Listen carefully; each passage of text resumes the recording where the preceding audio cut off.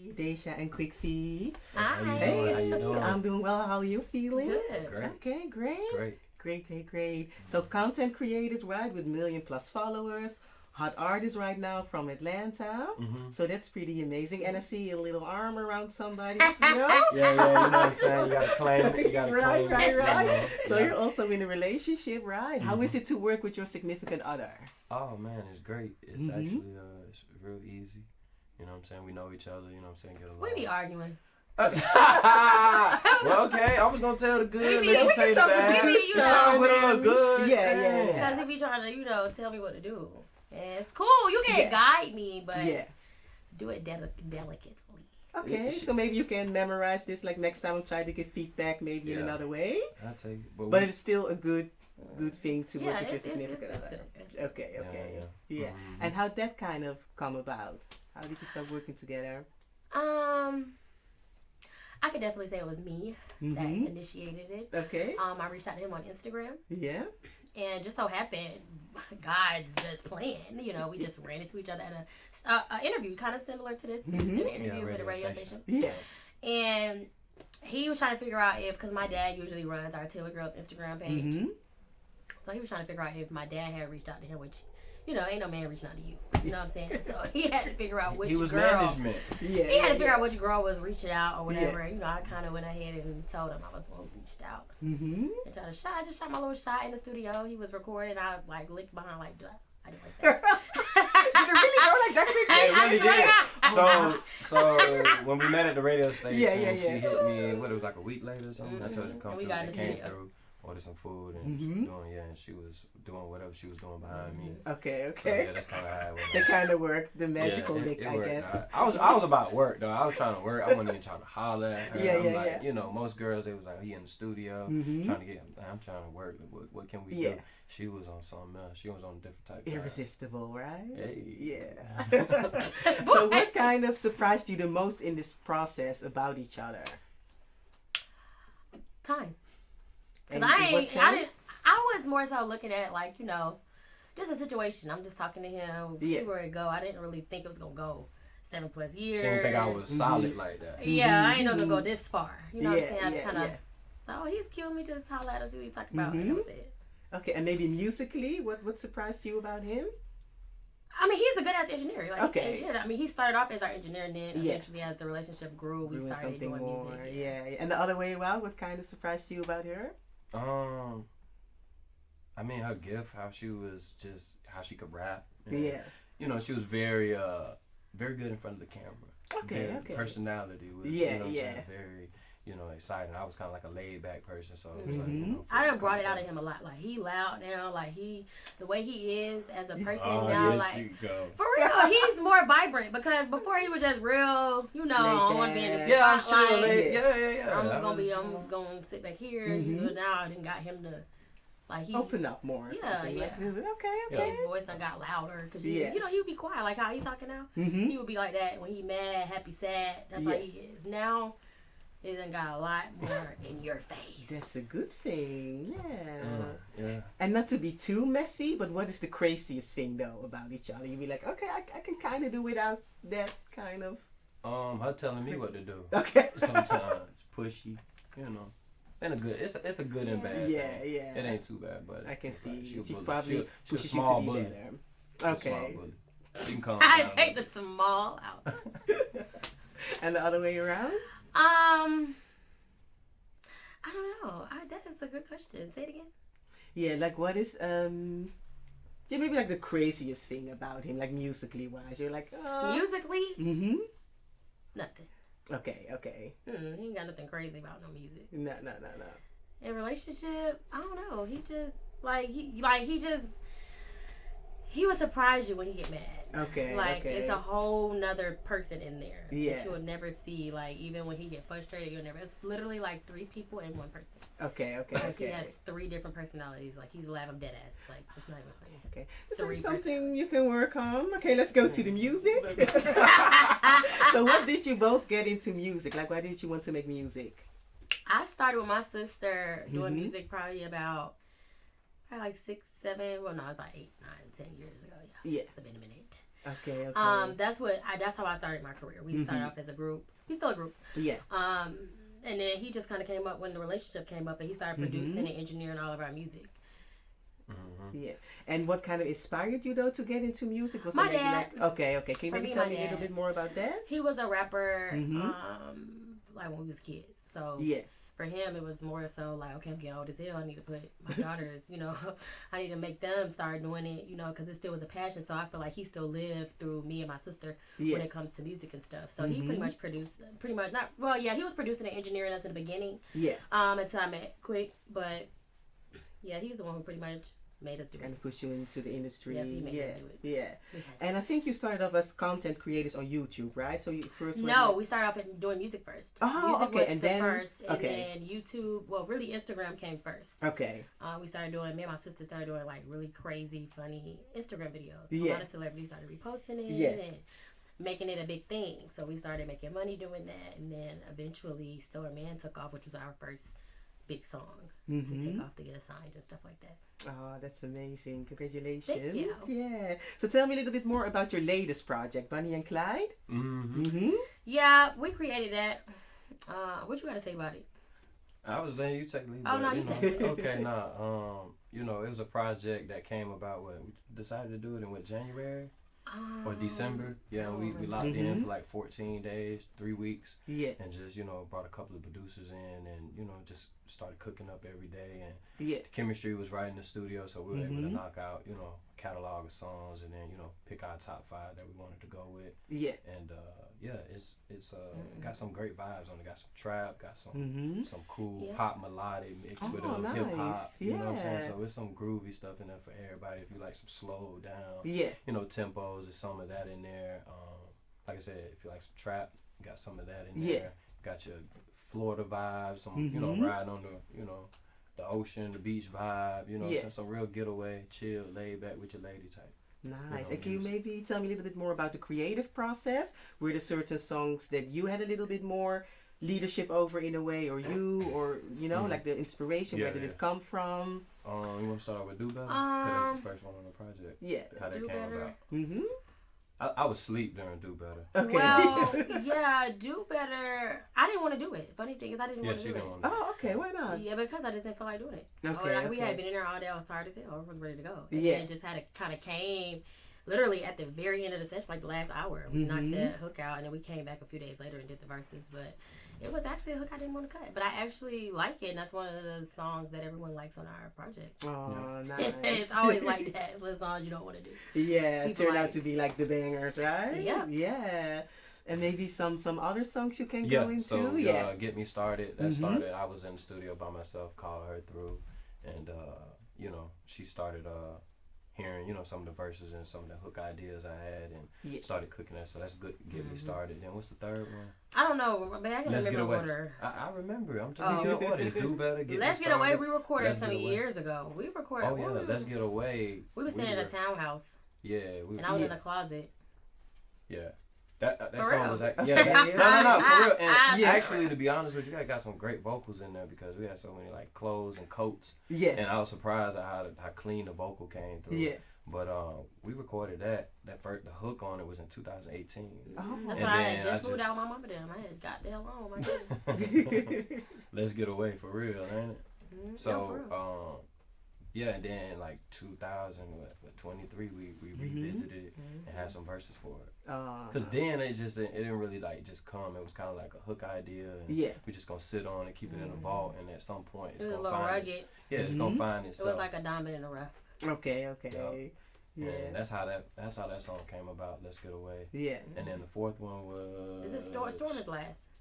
What was the last? No, waiting for it. Waiting for it is probably the fourth one, huh? I don't know. Waiting for it. Don't get me the line. Waiting for it. And Storm. The order doesn't matter though. We can talk about that song. Yeah. It's Storm. It is Storm. Fourth one is Storm. Storm. That kind of was just like I think did I start that off just kind of rapping like with a verse, or was it a hook? I don't remember. I think it was. Anyway, my verse more so just kind of more so talked about me meeting him. I was like working at the Sonic. He was at the stew. Yeah. At the studio, because that's what he was doing. I used to come in. We used to argue about my little work shoe. That was dead ass. So we used to argue about my little black little work shoes, my little non-resistant work shoes, non-slip, whatever. Work shoes used to come in, these used to be beat up and wet and just looking nasty and stank. Crazy. I was coming in straight from Sonic, going to see him, staying over there at his house, and I was supposed to be over there because my mama was going to beat my ass, and I just was being grown. Yeah. Yep. And then so that's the rest what the song is about. That's what, that's what. Sneaking out, telling her peoples that she's somewhere else. The black work shoes.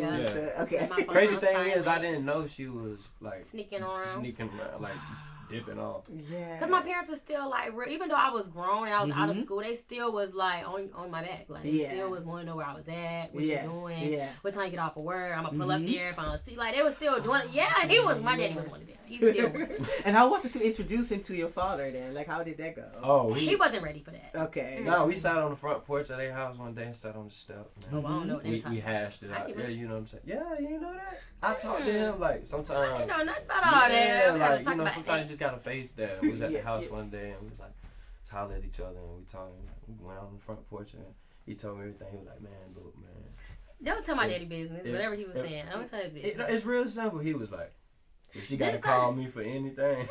That's a problem. That's exactly. A That's okay. And she never had to call nobody. Yeah, she never had to call her. Yeah, and he gave you that's kind of like it was the blessing, like to say, hey, this is beautiful. You know what I'm saying? So it worked out. Because he would have been gone if I had to call my daddy. Because if I got to call my daddy, come put us on blinds, and you right, you out the door, quick, fast, and hurry. Because I ain't. Man.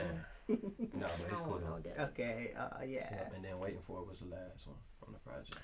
Waiting For, I don't know. We just kind of just started freestyling, I think, in the studio. That's dope. Yeah, that's kind of what came up. Yeah. And just harmonize, just come up. Of each other's energy. Yeah, we always like to start off songs like harmonizing, just humming, and then, humming, start turning into words, and then it just creates the vibe when you go in there, you just, doing all that, and it creates. Yeah. Okay. Oh, that's amazing. No, for sure. Yeah. That's the project. That's the creative process on that. It was fun, though. Nonetheless, it was real fun. We finna start shooting videos, too. Yeah. Okay, when you gonna start shooting the videos? We shot the first one, and we were ready for that first single, Let's Get Away. That one came out, and it did pretty good. People liked it, fought with it. So now it's just a matter of us getting the other 4 shot. Yeah. Yep. Dope. Hey, Dasha, I know that one of your previous projects, Polygamy, got the people talking, right? Did you expect that? Because in rap music, a lot of things just go, right? But did you expect the quote-unquote backlash in a way? Oh, for sure. Because a lot of people, that's a topic that's like very sensitive. Like, it's just a very, very, very sensitive topic. Like, you got old people that truly believe in traditional marriage. They truly believe in one man, one woman. And it's a thing, like, with these younger people that they like 2 and 3 folks in a relationship. That's a thing for them. They want open relationships. And a lot of celebrities do it, too. I ain't doing it, but they like it. They like doing it. So, I was, be honest, sister, we wild. So, we just came, tired. My sister came up with it for real. Okay. I just kind of went with it. I just like, all right, well, whatever. Yeah. Just kind of went with it. But, yeah, we definitely expected the backlash. Okay. Definitely. And how do you handle certain comments? Like, does it get easier in a way? Okay. Definitely laugh and joke about it. Yeah, that's probably the right approach. That's definitely the best way to do it. Yeah, definitely. Not to take it personal because it's music, it's an industry. We're here to entertain. So I always look at things as kind of like it's a joke. Yeah. We're entertaining you. Yeah. And be mad about it and keep talking about it because you're just getting us more known. Yeah.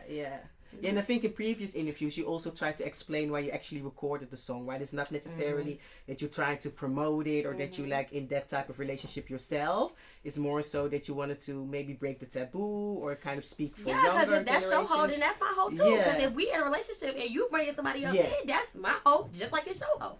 Okay.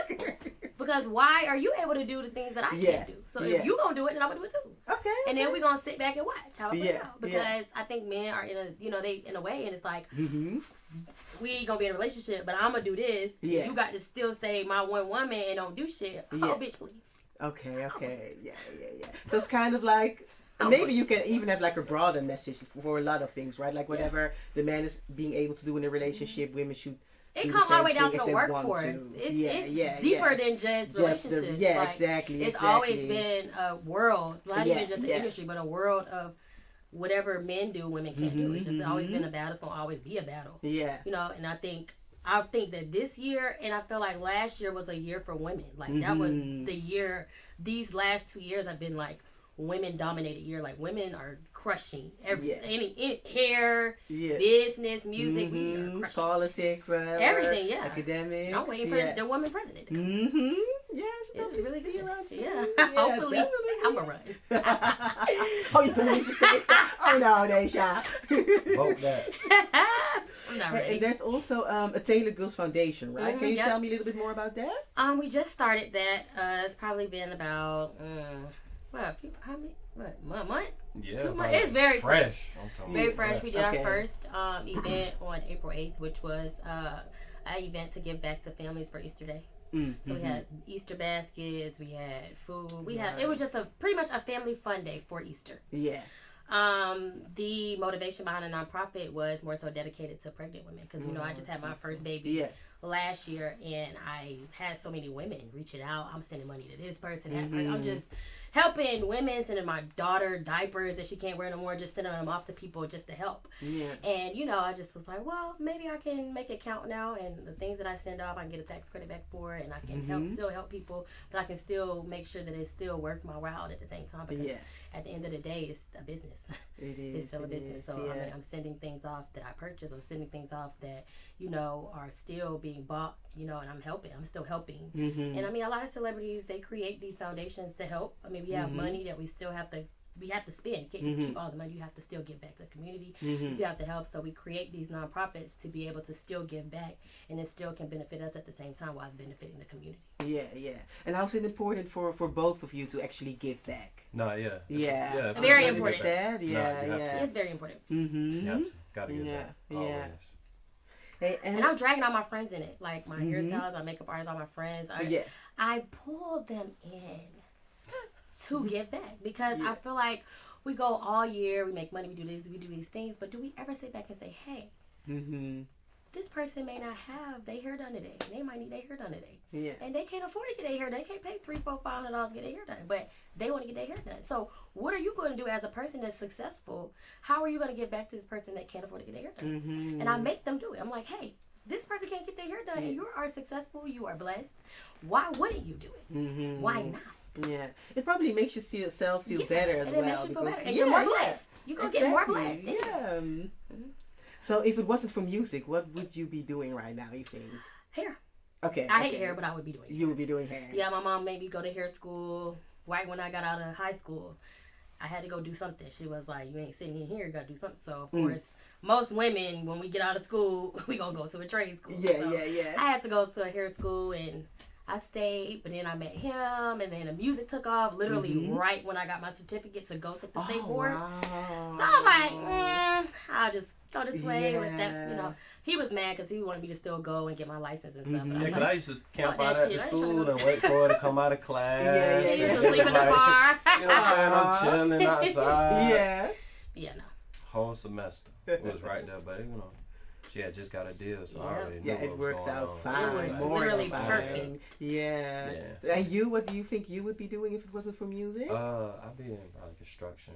Yeah, I'd be doing construction, building. That's what I do. Yeah, he still do that on the side. I still do that on the side. So he's daddy. Building the studio now. Okay. Oh, that's dope. Yeah. He built this. I put the wood on the wall. Yeah, like she actually built. Like we had tools. She did the finishing. She stained the walls. You know what I'm saying? It looks from good. Ground up. You would think a professional came in here and did this. She did it. Like we got footage and everything. I'm real. I like to do artsy stuff. Awesome. Yeah, I love the different colors. It's really cute. Let's give a cabin. Right. Yeah. That's what we'd be into though. Yeah. Hey, and how about the Atlanta music industry? What kind of surprised you the most about that? Atlanta, EDM.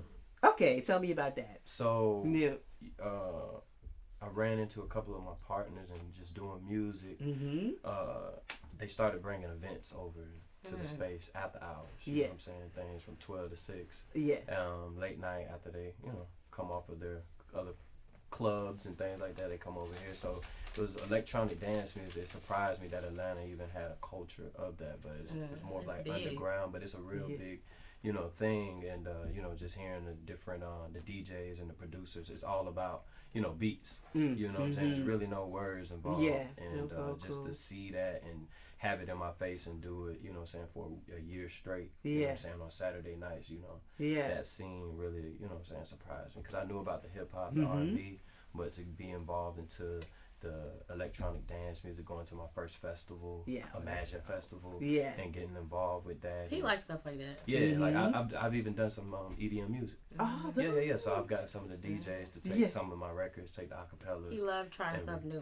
Yeah, remix. So I have a whole nother fan base on that end of things, so it's just not hip hop. It expands into that market as well. Being versatile. Do you think you're gonna record an EDM song in the future, the two of you? Yeah, he's trying to I showed her some things we done, and she was like, I really like that. Because his music, the songs he got is kind of, it's still trap, but it's still some EDM trap. Like it's like an EDM. It's weird, but it's still like a mesh of both of them. Yeah, that sounds good. I got into it. Yeah, but he just really took his song and just made it into an EDM song. I could do that all day. You can take my stuff and make it to EDM. Yeah, that's what I'm end up doing. One of the waiting for it will be there will be an EDM remix.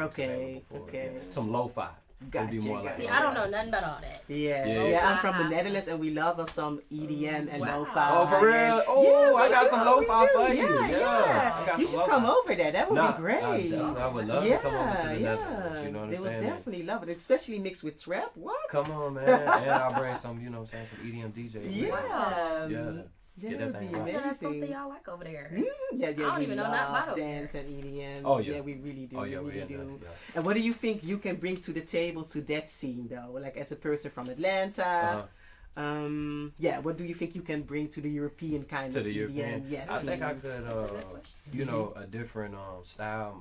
I mean, just my culture, and then as people get to learn me, they'll figure out, who I am. And I'm pretty sure the lifestyle is different over there than it is over here. So I think they can appreciate something different, you know what I'm saying, and still involving myself in that community. So I think I'll just be me, and we'll see where it goes. But right. I think, you know what I'm saying, I think they'll like me. Yeah, you both should definitely come to Amsterdam. No, we'll invite us. Let us know. I'll book my ticket, you know what I'm saying? Let me know where to stay at, and I'm bringing the music equipment. When we going? We're going to make a song right there. When we going? When we going? I'm leaving next week. Maybe you can go, next week also. Yeah. After June, I'm straight. After June, we straight. We can go. Gotcha. There's a couple of things I got to do in June. It's about now. Oh, you talking about now? Okay, never mind. I just want to, Hey, let's talk about strippers for a moment. Strippers? Strippers.